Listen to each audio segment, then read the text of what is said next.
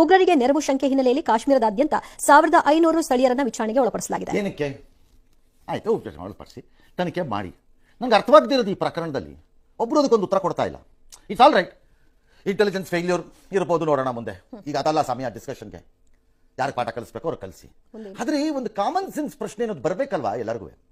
ನಮ್ಮ ಊರಲ್ಲಿ ಮಂಗಳವಾರನೋ ಸೋಮವಾರನೋ ಜಾತ್ರೆ ನಡೆದ್ರೆ, ಸಿಂಪಲ್ ಜಾತ್ರೆ, ಸೋಮವಾರದ್ದೋ ಮಂಗಳವಾರದ್ದೋ ಜಾತ್ರೆ ನಡೆದ್ರೆ ಲೋಕಲ್ ಪೊಲೀಸ್ ಸ್ಟೇಷನಿನ ಇನ್ಸ್ಪೆಕ್ಟರ್ ಸಬ್ ಇನ್ಸ್ಪೆಕ್ಟರ್ 2 ಕಾನ್ಸ್ಟೇಬಲ್ ಹಾಕಿರ್ತಾರಲ್ಲಿ ಸೇಫ್ಟಿ ಪರ್ಪಸ್. ಸುಮ್ಮನೆ ಯಾರೋ ಇಬ್ಬರಲ್ಲಿ ಇರಪ್ಪ, ಅದೇನೋ ಗಲ್ಗಲಾಟೆ ಆದ ಆಮೇಲೆ ಅಲ್ಲಿ ಜಾತ್ರೆ ಹತ್ರ ಓಡಾಡ್ಕೊಂಡಿರ್ರಿ, ಅವ್ರು ಸುಮ್ಮನೆ ಓಡಾಡ್ಕೊಂಡಿರ್ತಾರೆ.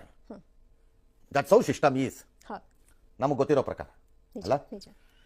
2,000, 1,500, 3,000 ಜನ ಪ್ರವಾಸಿಗರು ಈ ರೀತಿಯ ಪಹಲ್ಗಾಮ್ ಅಂತ ಒಂದೇ ಒಂದು ಗಾಡಿ ಹೋಗಕ್ಕಾಗದೇ ಇರುವಂತ ಜಾಗದಲ್ಲಿ ಸೇರ್ತಾರೆ ಸಂತೋಷದಲ್ಲಿ.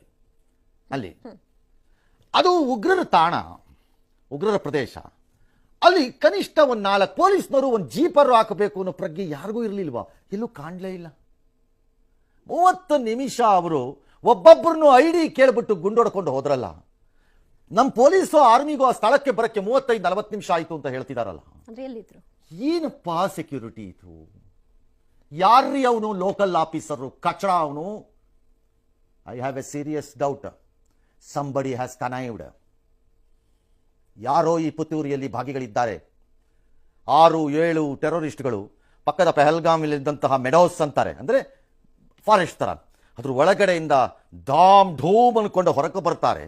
30-40 ನಿಮಿಷ ದೊಡ್ಡ ಮೈದಾನದಂತಿರುವ ಜಾಗದಲ್ಲಿ ಅಲ್ಲಲ್ಲಿ ಜನ ಗುಂಪು ಕೂತ್ಕೊಂಡು ಸಂತೋಷದಲ್ಲಿದ್ದಾಗ ಹತ್ತತ್ರಕ್ಕೆ ಒಬ್ಬೊಬ್ಬರ ಹತ್ರಕ್ಕೆ ಹೋಗಿ ಬೇಕಾಯ್ಡಿ ಅಂದ್ಬಿಟ್ಟು ಐಡಿ ತಗೊಂಡು ಅವ್ರು ಆಟ ಆಡ್ತಾ ಇದ್ದಾರೆ 30 ನಿಮಿಷ ಅಂದಾಗ ಯಾರೂ ಬರಲಿಲ್ಲ. ಒಬ್ಬನೇ ಒಬ್ಬ ದೂರದಿಂದ ಯಾರೋ ಪಿಸ್ತೂಲಲ್ಲಿ ಟಪ್ ಅಂತಾನೂ ನೋಡಿಲಿಲ್ಲ ಅಂತಂದ್ರೆ ಏನ್ ಸೆಕ್ಯೂರಿಟಿ ಮಾತಾಡ್ತಾ ಇದ್ದೀರ್ರಿ? ಅಲ್ಲಿ ಇರಲಿಲ್ಲ ಅಂತ ಆಯ್ತು. ಏನು ಮಾತಾಡ್ತಾ ಇದ್ದೀರಿ? ಹೇಳಿದ್ನಲ್ಲ ನಮ್ಮೂರು ಜಾತ್ರೆ ಕತೆನ.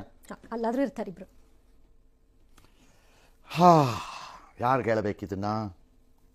ಈಗ ಸ್ಥಳೀಯರು ಆಯ್ತು ಮಾಡಿಬಿಟ್ಟೇನು